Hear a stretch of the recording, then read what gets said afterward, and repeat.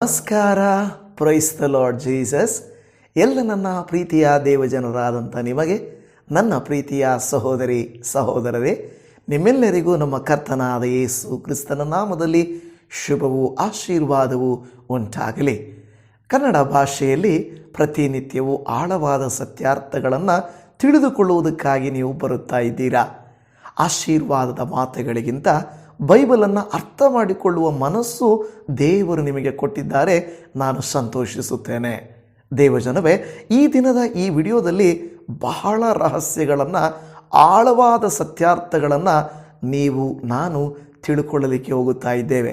ಈ ಕಾಲದಲ್ಲಿ ಇನ್ಫಾರ್ಮೇಷನ್ಗೇನು ಕಡಿಮೆ ಇಲ್ಲ, ಆದರೆ ನಮ್ಮ ಭಾಷೆಯಲ್ಲಿ ನಮಗೆ ಅರ್ಥವಾಗುವಂಥ ರೀತಿಯಲ್ಲಿ ವಿಷಯಗಳನ್ನು ತಿಳಿದುಕೊಳ್ಳುವುದು ಬಹಳ ಬಹಳ ಆಶೀರ್ವಾದಕರ. ಈ ದಿನದ ಅಂಶ ನಿಮಗೀಗಾಗಲೇ ಗೊತ್ತಾಗಿದೆ. ಗೊಲ್ಗೊಥಾ ಬೆಟ್ಟ ಎನ್ನುತ್ತೇವೆ, ಕಲ್ವಾರಿಯ ಶಿಖರ ಅನ್ನುತ್ತೇವೆ. ಹಾಗಾದರೆ ಈ ಕಲ್ವಾರಿಯ ಶಿಖರ, ಗೊಲ್ಗೊಥಾ ಬೆಟ್ಟ, ಈ ಪದಗಳು ಎಲ್ಲಿಂದ ಬಂದವು?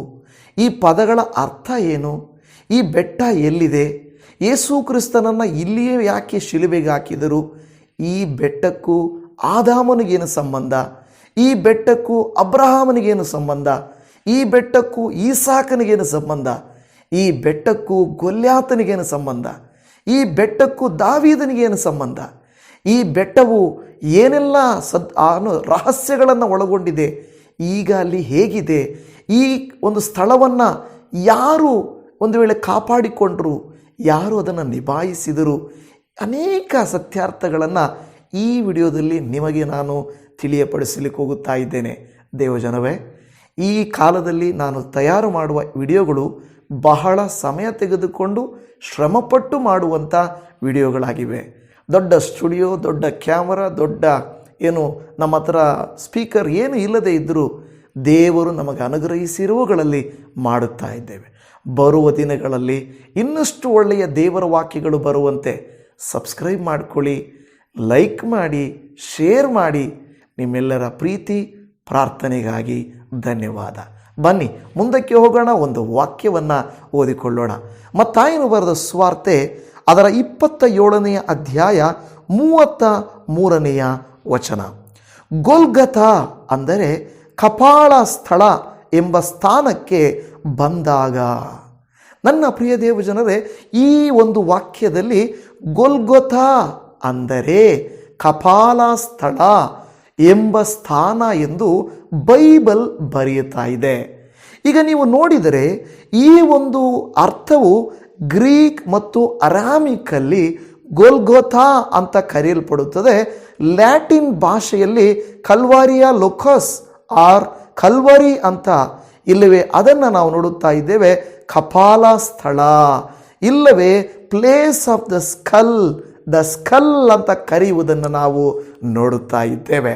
ನನ್ನ ಪ್ರಿಯ ದೇವಜನರೇ, ಇದು ಒಂದು ವೇಳೆ ಒಂದು ಬುರುಡೆಯ ಆಕಾರದಲ್ಲಿ ಇರುವಂಥ ಒಂದು ಬೆಟ್ಟ. ಇದು ಆಗಿನ ಕಾಲದಲ್ಲಿ ಅನೇಕರನ್ನು ಕೊಲ್ಲುವುದಕ್ಕೆ ಉಪಯೋಗಿಸುತ್ತಿದ್ದಂಥ ಸ್ಥಳ ಎಂಬುದನ್ನು ನಾವು ನೋಡುತ್ತಾ ಇದ್ದೇವೆ. ಇದು ರೋಮನ್ ಒಂದು ಸಾಮ್ರಾಜ್ಯದಲ್ಲಿ, ಆ ರೋಮಾದಲ್ಲಿ ನಡೆಯುವಂತಹ ತೊಂದರೆಗಳಲ್ಲಿ ಯಾರಾದರೂ ತಪ್ಪಿದಸ್ಥರಿದ್ದರೆ ಅವರನ್ನು ಅಲ್ಲಿ ಶಿಲುಬೆಗೆ ಹಾಕುವುದಕ್ಕೂ ಕೊಲ್ಲುವುದಕ್ಕೂ ಉಪಯೋಗಿಸುತ್ತಿದ್ದರು ಎಂಬುದನ್ನು ನಾವು ನೋಡುತ್ತಾ ಇದ್ದೇವೆ.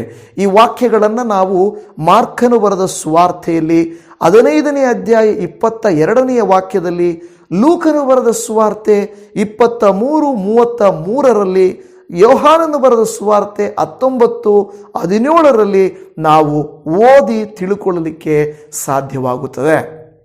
ಈ ಒಂದು ಮತ್ತಾಯ, ಮಾರ್ಕ, ಲೂಕ, ಯೋಹಾನ ಈ ಎಲ್ಲ ಸುವಾರ್ತೆಗಳಲ್ಲಿ ಈ ಗೊಲ್ಗೊಥಾ ಕಪಾಲ ಸ್ಥಳ, ಬುರುಡೆಯ ಆಕಾರದ ಸ್ಥಳ, ಇಲ್ಲವೇ ಕಲ್ವರಿ ಎಂದು ಇಂಗ್ಲಿಷ್ನ ಲೇಟೆಸ್ಟ್ನ ಭಾಷೆಯ ಪದವನ್ನು ನಾವು ಕೇಳಿಸಿಕೊಳ್ಳುವುದು ಸಹಜವಾಗಿದೆ. ಇದರಲ್ಲಿ ನಾವು ನೋಡುವಾಗ ಯೋಹಾನ 19:20ನೇ ವಾಕ್ಯದಲ್ಲಿ ಈ ಒಂದು ವಾಕ್ಯ ಹೇಳುತ್ತದೆ, ಒಂದು ಪಟ್ಟಣಕ್ಕೆ ಸಮೀಪದಲ್ಲಿದ್ದಂಥದ್ದು ಎಂದು ಹೇಳುತ್ತದೆ. ಮತ್ತಾಯ 27:39ರಲ್ಲಿ, ಮಾರ್ಕ 15:29ರಲ್ಲಿ ದಾರಿಯ ಮಗ್ಗುಲಲ್ಲಿ ಎಂದು ಹೇಳುತ್ತದೆ. ಯೋಹಾನ 19:41-42 ವಾಕ್ಯದ ಪ್ರಕಾರವಾಗಿ ಅಲ್ಲಿ ನಾವು ನೋಡುತ್ತಾ ಇದ್ದೇವೆ ಉಪಯೋಗಿಸದ ಅಲ್ಲಿ ನಾವು ನೋಡುತ್ತಾ ಇದ್ದೇವೆ ಒಂದು ಗಾರ್ಡನ್ ಅಂತ, ಒಂದು ಹೊಸದಾದ ಗಾರ್ಡನ್ ಎಂದು ನಾವು ನೋಡುತ್ತಾ ಇದ್ದೇವೆ. ನನ್ನ ಪ್ರಿಯ ದೇವಜನರೇ, ನಿಮ್ಮೆಲ್ಲರಿಗೂ ತಿಳಿಯಬೇಕಾದಂಥ ಅಂಶಗಳು, ಅನೇಕ ಕಾರ್ಯಗಳು ಇಲ್ಲಿ ಇರುವಂಥದ್ದನ್ನು ನಾವು ನೋಡುವಂಥವರಾಗಿದ್ದೇವೆ. ಇದನ್ನು ನಾನು ಇನ್ನೂ ಆಳವಾಗಿ ನಿಮಗೆ ತಿಳಿಸಲಿಕ್ಕೆ ಹೋಗುತ್ತಾ ಇದ್ದೇನೆ. ಇದು ಮತ್ತು ನಾವು ನೋಡುವಾಗ ಈ ಒಂದು ಗುಡ್ಡದ ಮೇಲೆ, ಈ ಬೆಟ್ಟದ ಮೇಲೆ ಈಗಾಗಲೇ ವಾಕ್ಯ ಹೇಳಿದ ಪ್ರಕಾರವಾಗಿ ಕಪಾಲ ಸ್ಥಳ, ಇಲ್ಲವೇ ಗೋಲ್ಗೋಥ, ಇಲ್ಲವೇ ಕಾಲ್ವರಿ, ಇಲ್ಲವೇ ಬುರುಡೆ ಆಕಾರದಲ್ಲಿರುವಂಥ ಈ ಒಂದು ಸ್ಥಳವನ್ನು ನಾವು ಬಹಳ ಆಳವಾಗಿ ನೋಡಬೇಕಾಗುತ್ತದೆ. ಮೊದಲನೇದಾಗಿ ನಾನು ನಿಮಗೆ ಹೇಳಬೇಕಾದರೆ, ಇಲ್ಲಿ ನಾವು ನೋಡುವಂಥ ವಿಚಾರ ಏನಂದರೆ, ಒಂದು ಗೊಲ್ಯಾತ್ ಥಿಯರಿ ಅನ್ನುವಂಥದ್ದನ್ನು ನಾವು ಮಾತಾಡಿಕೊಳ್ಳಬೇಕಾಗಿದೆ. ಗೊಲ್ಯಾತ್ ಥಿಯರಿ ಅಂದರೆ ಏನಪ್ಪ ಅಂತ ನಿಮಗೆ ಗೊತ್ತಿರಬಹುದು. ದಾವೀದನು ಗೊಲ್ಯಾತನ ಮಧ್ಯೆ ಯುದ್ಧವಾಯಿತು. ಆ ಯುದ್ಧವಾದಾಗ ದಾವೀದನು ಗೊಲ್ಯಾತನ ಏನು ಮಾಡಿದ, ತಲೆಯನ್ನು ಕಡಿದನು. ಹೇಳಲ್ಪಡುತ್ತದೆ ಆ ಕಾಲದಲ್ಲಿ ಆ ತಲೆ ಬುರುಡೆಯನ್ನು ಅವನು ತೆಗೆದುಕೊಂಡು ಬಂದನು. ಆ ತಾರೆ ಬುರುಡೆಯನ್ನು ತೆಗೆದಾಗ ಒಂದು ಪರಿಶುದ್ಧ ಪಟ್ಟಣದೊಳಗೆ ಅದನ್ನು ತೆಗೆದುಕೊಂಡು ಹೋಗಬಾರದೆಂದು ನೆನೆಸಿ ಆ ಬುರುಡೆಯನ್ನು ಈ ಒಂದು ಏನು ಕಪಾಲ ಸ್ಥಳ ಗೊಲ್ಗೊಥಾ ಎಂಬ ಬೆಟ್ಟದಲ್ಲಿ ಅಲ್ಲಿ ಮಣ್ಣು ಮಾಡಿದನು ಎಂದು ಹೇಳಿ ನಾವು ಕೇಳುವಂಥ ಸ್ಟೋರಿ. ಇದಕ್ಕೆ ಯಾವುದಂಥ ಪುರಾವೆಗಳಿಲ್ಲ, ಆದರೆ ಇದು ಈ ರೀತಿಯಾದಂಥ ಕಥೆಯು ಆಗಿದೆ. ನನ್ನ ಪ್ರಿಯ ದೇವಜನ, ಇದನ್ನೇ ನಾವು ಗೊಲ್ಯಾತನಿಗೂ ದಾವೀದನಿಗೂ ಈ ಬೆಟ್ಟಕ್ಕೂ ಇರುವ ಸಂಬಂಧದ ಕುರಿತಾಗಿ ನಾವು ಮಾತನಾಡುತ್ತೇವೆ. ಈ ಬೆಟ್ಟದಲ್ಲಿ ಅನೇಕ ಎಲುಬುಗಳು, ಬುರುಡೆಗಳು ಬಿದ್ದಿರುವುದನ್ನು ನಾವು ನೋಡುತ್ತಾ ಇದ್ದೇವೆ.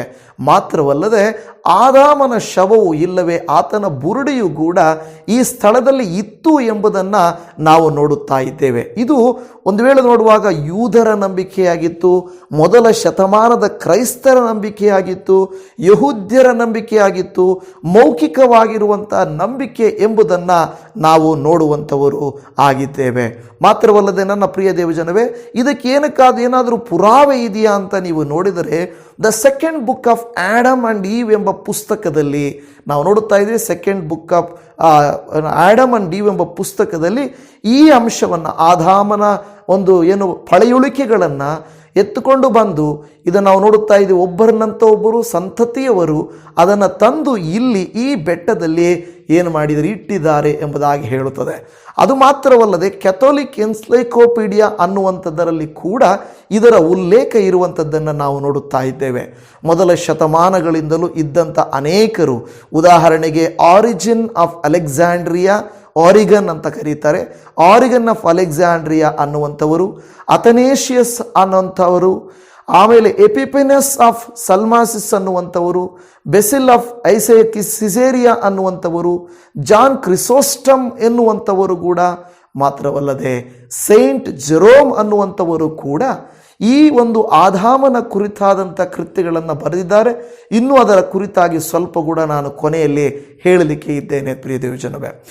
ಅಷ್ಟು ಮಾತ್ರವಲ್ಲ, ಯಾವಾಗ ಯೇಸು ಕ್ರಿಸ್ತನನ್ನು ಇಲ್ಲಿ ಶಿಲುಬೆಗೆ ಹಾಕಿದ್ರು, ಇದೆಲ್ಲ ನಡೀತು, ಅದನ್ನು ನೋಡುತ್ತಾ ಇದ್ದೇವೆ. ಆ ಸ್ಥಳವನ್ನು ಮಾತ್ರವಲ್ಲ, ಮದರ್ ಆಫ್ ಕಾನ್ಸ್ಟಂಟೈನ್ ಅಂದರೆ ಕಾನ್ಸ್ಟಂಟೈನ್ ರೋಮನ್ ಎಂಪರರ್ ಆಗಿರುವಂಥವರ ಆ ತಾಯಿ ಎಲೀನಾ ಅನ್ನುವಂಥವರು 3ನೇ ಶತಮಾನಕ್ಕೆ ಬಂದಾಗ ತುಂಬ ಭಕ್ತಿವಂತಳಾಗಿ ಯೇಸುವನ್ನು ನಂಬಿದಂಥ ಆ ಒಂದು ಎಂಪರರ್ ಮತ್ತು ಆಕೆ ತಾಯಿ ಅಲ್ಲಿ ಇದ್ದಂಥ ಏನು ನಿಜವಾದ ಯೇಸು ಕ್ರಿಸ್ತನ ಶಿಲುಬೆಯನ್ನು, ಯೇಸು ಕ್ರಿಸ್ತನ ಸಮಾಧಿಯನ್ನು, ಗೊಲ್ಗೊಥಾ ಬೆಟ್ಟವನ್ನು ಅಚ್ಚುಕಟ್ಟಾಗಿ ಕಾಪಾಡಿ ಅದನ್ನು ಒಂದು ಯಾತ್ರಿಕರ ಸ್ಥಳವಾಗಿ ಆಕೆ ಮಾರ್ಪಡಿಸಿದಳು ಎಂದು ನಾವು ನೋಡುತ್ತಾ ಇದ್ದೇವೆ.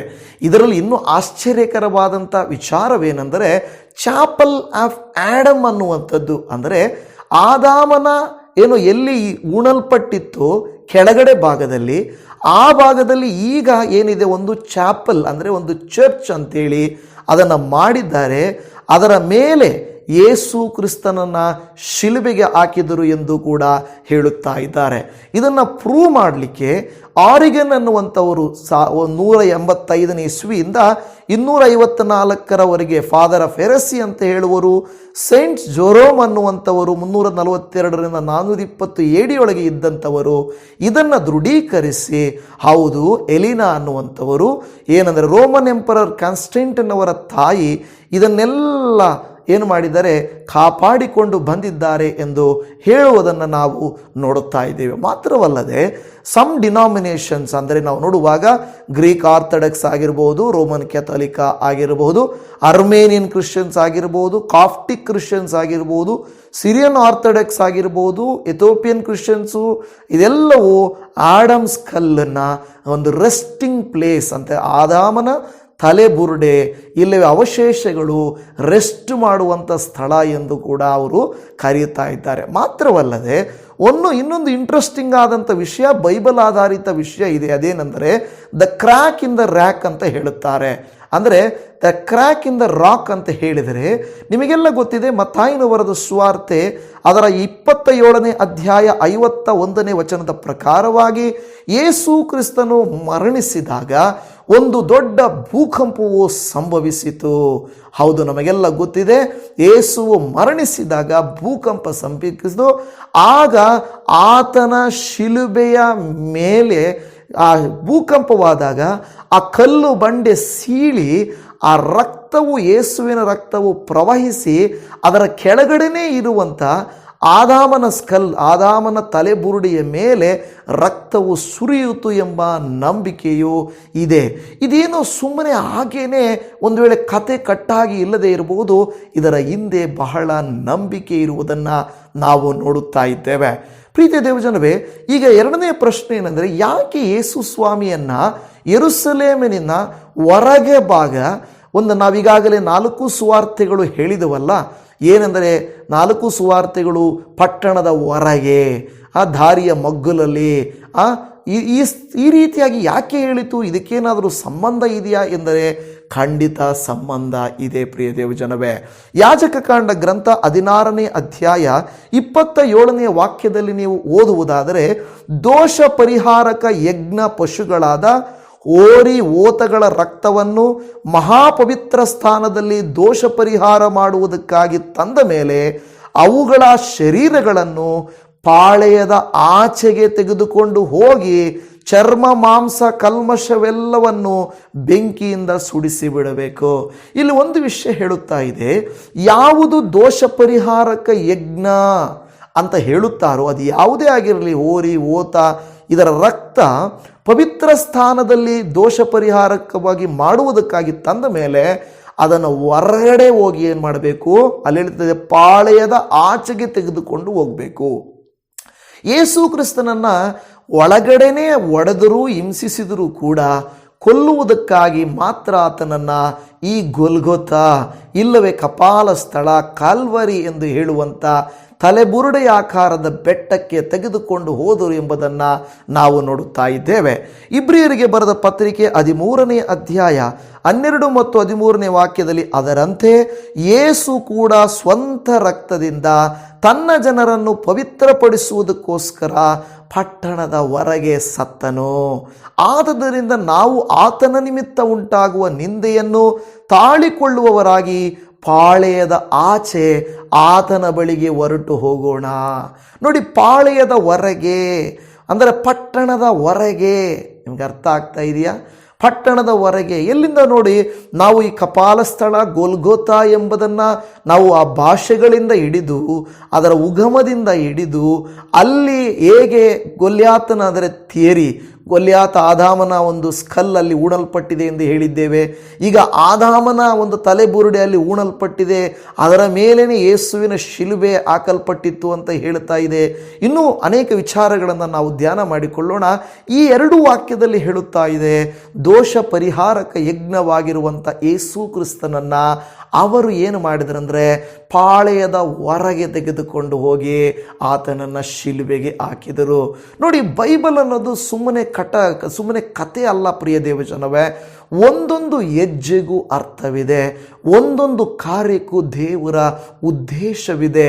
ನಿಮ್ಮ ಜೀವಿತದಲ್ಲಿಯೂ ಕೂಡ ಅದೇ ರೀತಿಯಲ್ಲಿ ದೇವರ ಮಕ್ಕಳಾಗಿರುವುದಾದರೆ ಯಾವುದೂ ವ್ಯರ್ಥವಲ್ಲ. ನಿಮ್ಮ ನೋವು, ನಿಮ್ಮ ಕಷ್ಟ, ನಿಮ್ಮ ಪ್ರಯಾಸ, ನಿಮ್ಮ ಪ್ರಾರ್ಥನೆ ಪ್ರತಿಯೊಂದಕ್ಕೂ ಅರ್ಥವಿದೆ ಎಂಬುದನ್ನು ನೀವು ಮರೆತು ಹೋಗಬಾರದು.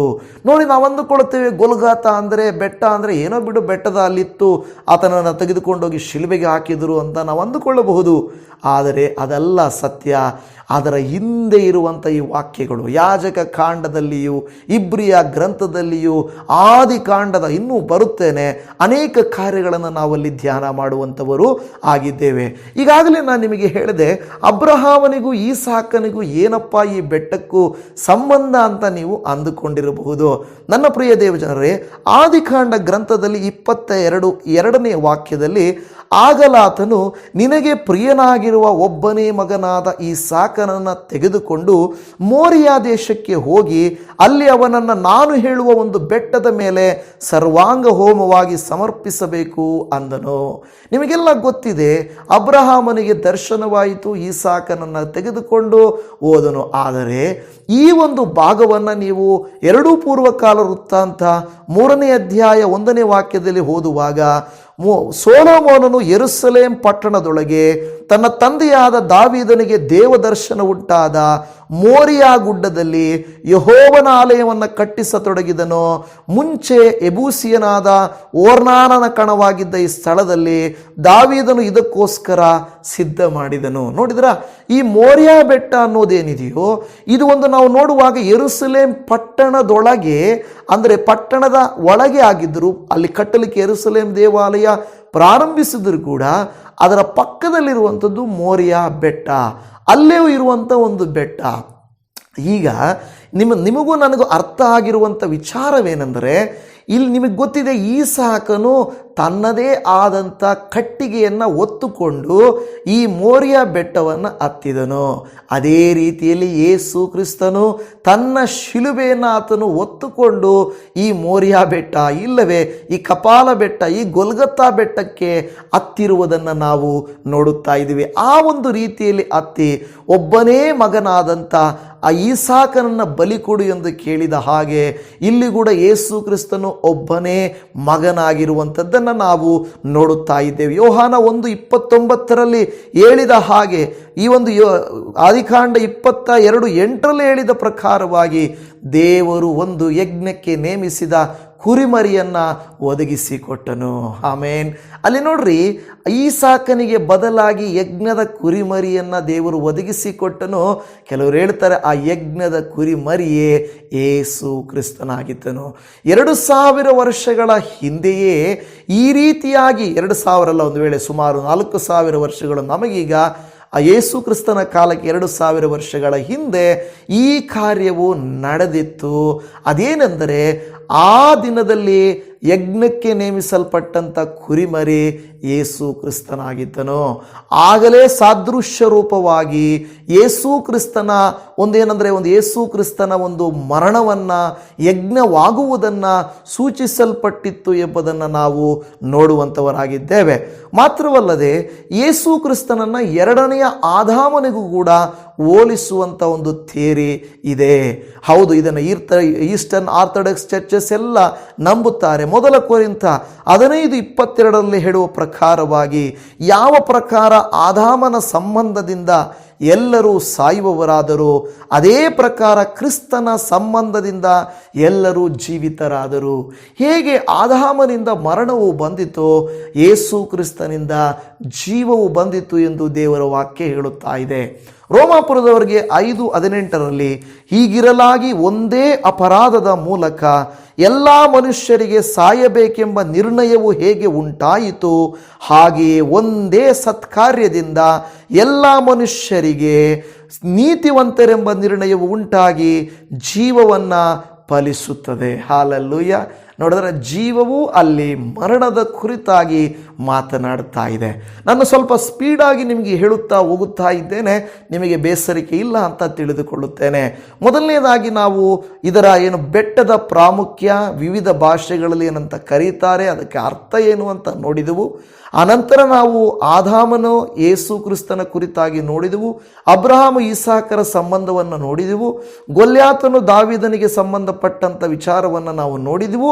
ಈಗ ನಾವು ಮುಂದಕ್ಕೆ ಹೋಗುವಾಗ ರೋಮ 5ನೇ ಅಧ್ಯಾಯ 14ನೇ ವಾಕ್ಯದಲ್ಲಿ ಆದಾಮನ ಕಾಲದಿಂದ ಮೋಶೆಯ ಕಾಲದವರೆಗೂ ಮರಣದ ಆಳಿಕೆಯು ನಡೆಯುತ್ತಿತ್ತು. ಆದಾಮನು ದೇವಾಜ್ಞೆ ಮೀರಿ ಮಾಡಿದ ಪಾಪಕ್ಕೆ ಸಮಾನವಾದ ಪಾಪವನ್ನು ಮಾಡದೆ ಇದ್ದವರ ಮೇಲೆಯೂ ಅದು ನಡೆಯುತ್ತಿತ್ತು. ಆ ಆದಾಮನು ಬರಬೇಕಾದ ಒಬ್ಬಾತನಿಗೆ ಸೂಚಕ ಪುರುಷನಾಗಿದ್ದಾನೆ. ಈ ವಾಕ್ಯವನ್ನು ನೋಡಿರಿ, ಸೂಚಕ ಪುರುಷನು ಏನು? ಈ ಆದಾಮನು ಬರಬೇಕಾದಂಥ ಒಬ್ಬಾತನಿಗೆ ಸೂಚಕನು. ಮೊದಲನೆಯ ಆದಾಮನಿಗೆ ಈಗ ಎರಡನೆಯ ಆದಾಮನು ಯೇಸು ಕ್ರಿಸ್ತನು. ವಿಧೇಯತೆಯ ಮೂಲಕವಾಗಿ ಇಲ್ಲಿ ನಾವು ನೋಡುತ್ತಾ ಇದ್ದೀವಿ. ವಿಧೇಯತೆಯ ಮೂಲಕ ಮೊದಲನೆಯ ಆದಾಮನು ಏನು ಮಾಡಿದ? ಅವಿಧೇಯತೆಯನ್ನು ತೋರಿಸಿದ. ಆದರೆ ಎರಡನೆಯ ಆದಾಮನು ವಿಧೇಯತೆಯನ್ನು ಸೂಚಿಸಿದನು. ಆ ಮೊದಲನೇ ಆದಾಮನು ದೇವರಿಂದ ಬಚ್ಚಿಟ್ಟುಕೊಂಡನು.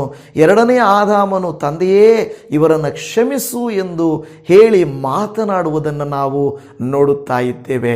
ಇದು ಒಂದು ಅಗಮ್ಯವಾದ ಸಂಬಂಧ. ಯಾವುದೋ ಸ್ಥಳದಲ್ಲಿ ಯೇಸುವನ್ನು ಕೊಲ್ಲಬಹುದಾಗಿತ್ತು. ಯಾಕೆ ಗೊಲ್ಗೊತ್ತಾ ಸ್ಥಳದಲ್ಲಿ ಅಂದರೆ ಆದಾಮನ ತಲೆಯ ಬುರುಡೆಯು ಅಲ್ಲಿ ಕೆಳಗಡೆ ಏನಾಗಿತ್ತು ಅಂತ ಇದಕ್ಕೆ ಪ್ರೂಫ್ಗಳನ್ನು ನಾವು ಕೊಡಲಿಕ್ಕಾಗದೆ ಹೋದರೂ ಅದು ಸತ್ಯ. ಅಲ್ಲಿಯೇ ಈಗಲೂ ಚಾಪಲ್ ಇದೆ ಎಂದು ನಂಬುತ್ತಾ ಇದ್ದಾರೆ. ಕೆಲವುಗಳಿಗೆ ನಾನು ಎವಿಡೆನ್ಸಸ್ ಕೊಡೋದಕ್ಕಾಗದೇ ಇರಬಹುದು.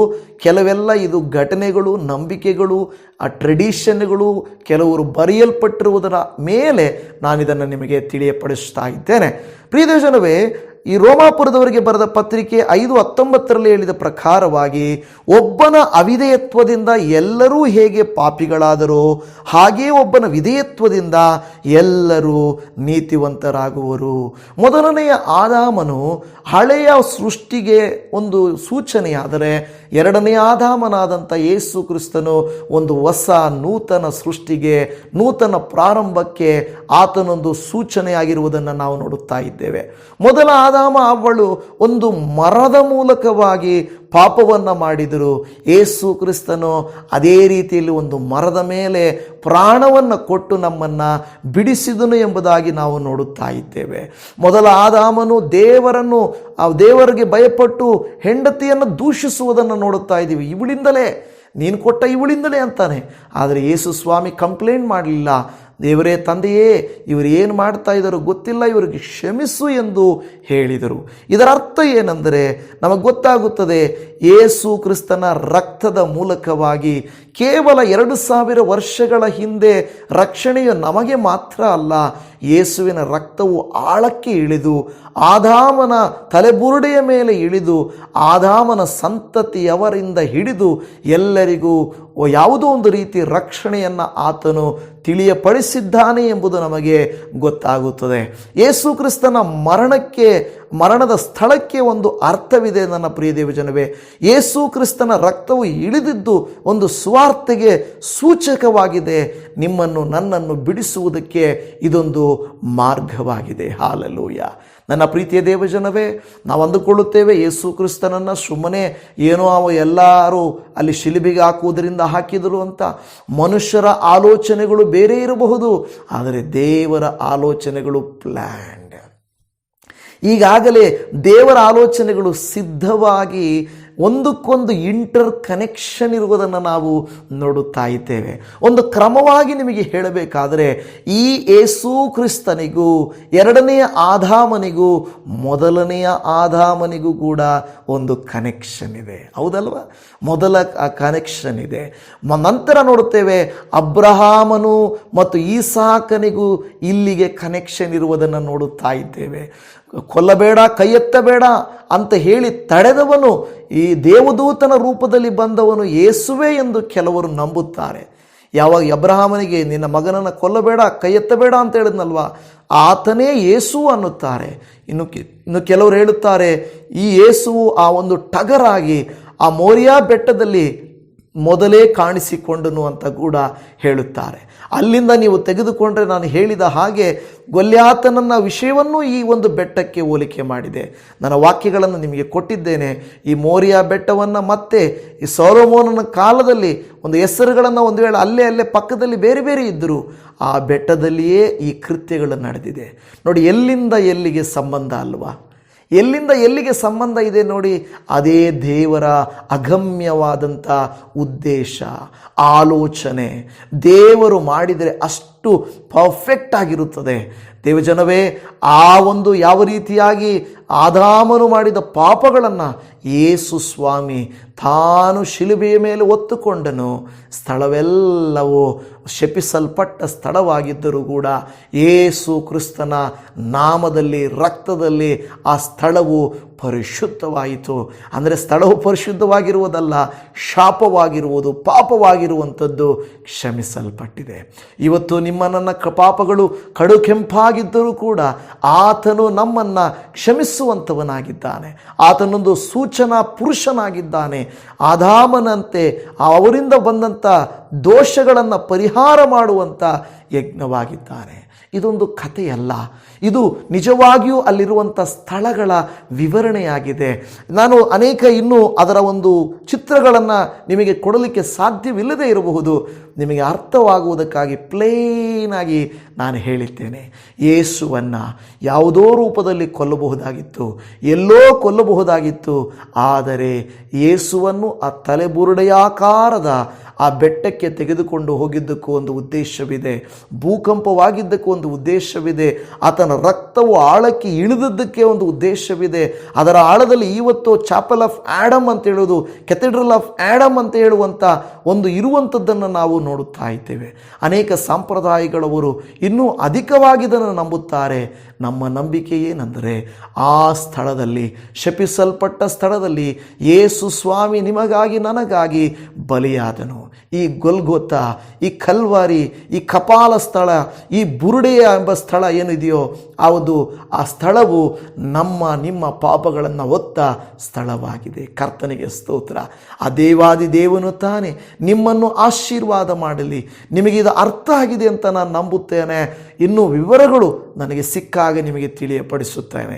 ಪ್ರಾರ್ಥನೆ ಮಾಡಿಕೊಳ್ಳೋಣ. ಪರಮ ತಂದೆಯಾದ ದೇವರೇ, ನಿನ್ನ ಪವಿತ್ರವಾದ ಕರುಣೆಯ ಕರಕ್ಕೆ ನಮ್ಮನ್ನು ಒಪ್ಪಿಸಿಕೊಡುತ್ತಾ ಇದ್ದೇವೆ. ಹೌದು ಸ್ವಾಮಿ, ಈ ದಿನ ನಾವು ಈ ಗೊಲ್ಗೊಥಾ ಇತಿಹಾಸವನ್ನು, ಕಪಾಲ ಸ್ಥಳದ ಕುರಿತಾಗಿರುವಂಥದ್ದನ್ನು, ಈ ಕಲ್ವಾರಿ ಎಂಬ ಸ್ಥಳವು ಹೇಗೆ ಬಂತು, ಈ ಸ್ಥಳಕ್ಕೂ ಇಷ್ಟೊಂದು ಜನರಿಗೂ ಏನು ಸಂಬಂಧ ಎನ್ನುವಂಥದ್ದನ್ನು ನಾವು ಧ್ಯಾನ ಮಾಡಿದ್ದೇವೆ. ದೇವರೇ, ರೋಮ ಕಾಲದಿಂದ ಮಾರ್ಕನು, ಮತ್ತಾಯನು, ಲೂಕನು, ಯೋಹಾನನ ಮೂಲಕವಾಗಿ ಬರೆಸಲ್ಪಟ್ಟಂಥ ಸ್ಥಳದ ಕುರಿತಾಗಿ ವಿವರಣವಾಗಿ ನೀವು ನಮಗೆ ತಿಳಿಯಪಡಿಸಿದ್ದಕ್ಕಾಗಿ ಸ್ತೋತ್ರ ಮಾಡುತ್ತಾ ಇದ್ದೇವೆ. ಎಷ್ಟೊಂದು ರಹಸ್ಯಗಳನ್ನು ನೀವು ಇಟ್ಟಿದ್ದೀರಪ್ಪ. ನಮಗೆ ಅರ್ಥ ಆಗದೆ ಹೋದರೂ ಕೂಡ ನಿಮ್ಮ ಅಗಮ್ಯವಾದ ಪ್ಲಾನ್ಗಾಗಿ ಸ್ತೋತ್ರ. ಹೌದು ಸ್ವಾಮಿ, ಆದಾಮನಿಂದ ಹಿಡಿದು ನಿನ್ನ ರಕ್ತದಿಂದ ಶುದ್ಧೀಕರಿಸುವುದಕ್ಕೆ ಸಿದ್ಧರಾಗಿರುವ ಕರ್ತನು, ಮೊದಲ ಆದಾಮನು ಮಾಡಿದ ತಪ್ಪುಗಳಿಂದ ನಮ್ಮನ್ನು ಸರಿಪಡಿಸಿದ ದೇವರು, ನಿನ್ನನ್ನೇ ತಗ್ಗಿಸಿಕೊಂಡು ನಮಗಾಗಿ ಇಳಿದು ಬಂದ ಕರ್ತನು, ಅದಕ್ಕಾಗಿ ನಿನಗೆ ಸ್ತೋತ್ರ ಮಾಡುತ್ತಾ ಇದ್ದೇವೆ. ಏಸಪ್ಪ, ನಿನ್ನ ನಾಮಕ್ಕೆ ಸ್ತೋತ್ರ. ನೀನೇ ನಮಗೆ ದೋಷ ಪರಿಹಾರಕ ಯಜ್ಞವಾಗಿ ಬಂದದ್ದಕ್ಕಾಗಿ ಸ್ತೋತ್ರ. ನಿನ್ನ ರಕ್ತದಿಂದ ನಮ್ಮನ್ನು ಪವಿತ್ರ ಮಾಡಿದ್ದಕ್ಕಾಗಿ ಸ್ತೋತ್ರ.